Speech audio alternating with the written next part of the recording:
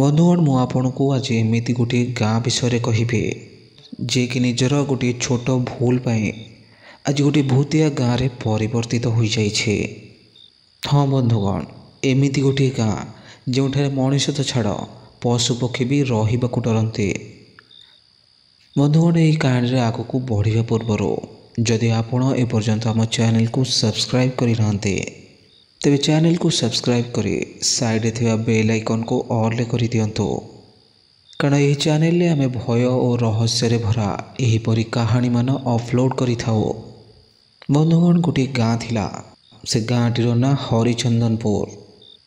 से गाँव में बहुत धनी लोक रोते सेठिकार लोक मैंने खाली निज काम उपर ध्यान देउथिले। से गाँव में गोटे बहुत बड़ बरगछ थिला जोंटी की बहुत झंकालिया ता तले गोटे चौतरा तैयारी होइथिला। सबु लोक माने सेठी बहुत हस खुशी रोते किंतु गोटे दिन गोटे भिकारी अन्य गाँव भिक मागी मागी आसी से ग्राम रे पहुँचला। से गाँव में विकास नामक जड़े व्यक्ति रोला। से भिकारी जनक विकास घर दुआर को जाई पहुँचला आ भिक मागिला। बुढ़ाटी कहला पुओ किछि खाइबाकु दियो मते बहुत भोक लगुछि भगवान तुमर मंगल करिवे। विकास से भिकारी बुढ़ा को कहला सकाळु सकाळु किए भिक मागुछि काम को जीवार समय एटा जा एठो।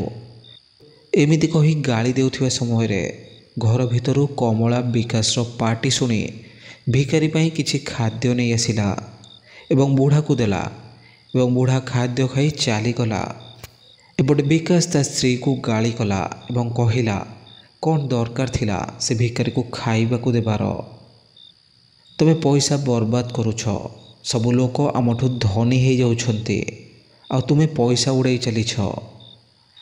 विकास एभली कथा शुणी कमला कहला तुमे बेकार कथा कहनी खाइबा खराब हो जाइथिला सेथिपई ताकू देइतिले।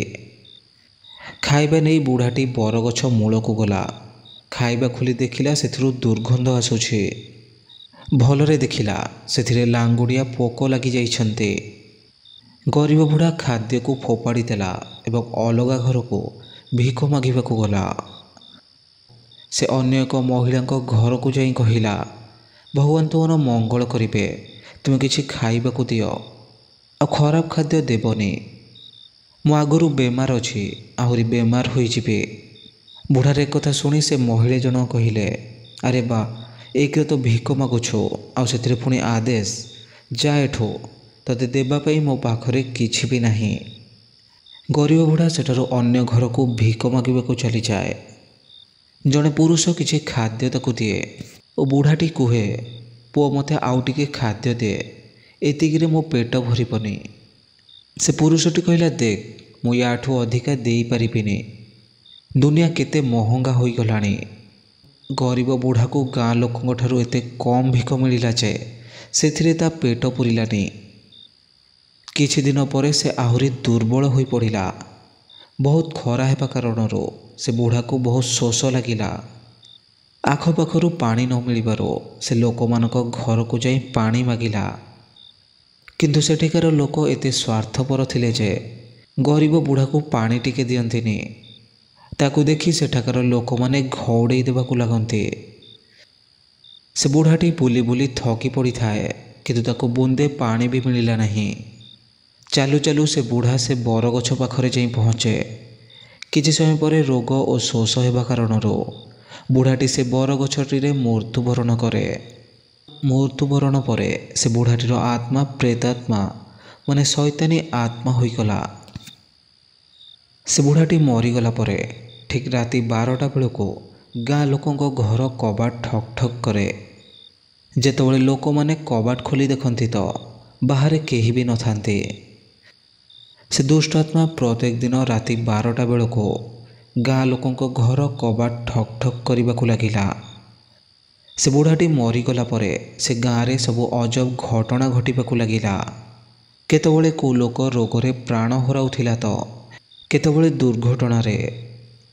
रोज राति रे से आत्मा भिक मागी बुले एवं लोक मानकू बहुत हैरान मध्य करे। देखा जाउथिला जो लोक माने मृत्युवरण करती सेमानक शव से बरगछ तले पड़ी थाए।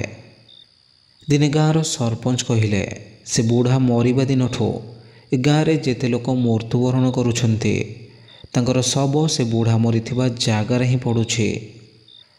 ସରପଞ୍ଚଙ୍କ କଥା ଶୁଣି ଗାଁ ସାରା ଲୋକମାନେ ମଧ୍ୟ ଭାବିବାକୁ ଲାଗିଲେ। ତାପରେ ଗାଁ ଲୋକେ ଜଣେ ବାବାଙ୍କ ପାଖକୁ ଗଲେ ଏବଂ ସବୁ କଥା କହିବା ଆଗରୁ ବାବା କହିଲେ, ମୁଁ ସବୁ କଥା ଜାଣିଛି। ତୁମେମାନେ ଯାହା କରିଛ ସବୁ ଭୁଲ କରିଛ। ତୁମମାନଙ୍କ ମୂର୍ଖାମି ପାଇଁ ସେ ବୁଢ଼ାଟି ମୃତ୍ୟୁବରଣ କଲା ଓ ମରିବା ପରେ ମଧ୍ୟ ପ୍ରତିଶୋଧ ନେବା ପାଇଁ ଏ ଗାଁରେ ରହିଲା। ଗାଁ ଲୋକମାନେ କାକୁତି ମିନତି କରିବାରୁ ବାବା ଲୋକମାନଙ୍କ ସହିତ ଗାଁକୁ ଗଲେ। ପୂଜାପାଠ କରି ବାବା ସେ ଆତ୍ମାକୁ ଡାକିଲେ। ଆତ୍ମା କହିଲା, ମୁଁ ଏ ଗାଁ ଲୋକମାନଙ୍କୁ କେବେ ଛାଡ଼ିବିନି, ସମସ୍ତଙ୍କୁ ମାରିଦେବି। ସେମାନଙ୍କ ପାଇଁ ଆଜି ମୋର ମୃତ୍ୟୁ ହୋଇଗଲା। ବାବା ତା କଥା ଶୁଣି କହିଲେ, କ'ଣ କଲେ ଏ ଗାଁ ଲୋକ ତମ ଆତ୍ମାକୁ ଶାନ୍ତି କରିବେ? ତା'ର ଗୋଟିଏ ଉପାୟ କୁହ। ସେ ଆତ୍ମା କହିଲା, ଅନ୍ୟ ଉପାୟ କିଛି ବି ନାହିଁ। ମୁଁ ମରିଲା ପରେ ଏହି ଗାଁକୁ ଅଭିଶାପ ଦେଇଥିଲେ ଯେ ମୋ ମୃତ୍ୟୁ ଯେମିତି ଓ ଯେଉଁଠି ହେଲା ସେମାନଙ୍କ ମୃତ୍ୟୁ ମଧ୍ୟ ସେମିତି ଓ ସେଇଠି ହେଉ। ମୋଠୁ ମୁକ୍ତି ପାଇବାକୁ ହେଲେ ସମସ୍ତଙ୍କୁ ଏ ଗାଁ ଛାଡ଼ି ଯିବାକୁ ପଡ଼ିବ, ନଚେତ୍ ମୁଁ ଶିକାର ହେବାକୁ ପଡ଼ିବ। ବୁଢ଼ାର ଏ କଥା ଶୁଣି ସମସ୍ତ ଗ୍ରାମବାସୀ ତା ପରଦିନ ସକାଳୁ ସମସ୍ତେ ସେ ଗାଁ ଛାଡ଼ି ଅନ୍ୟ ଗାଁକୁ ଚାଲିଗଲେ।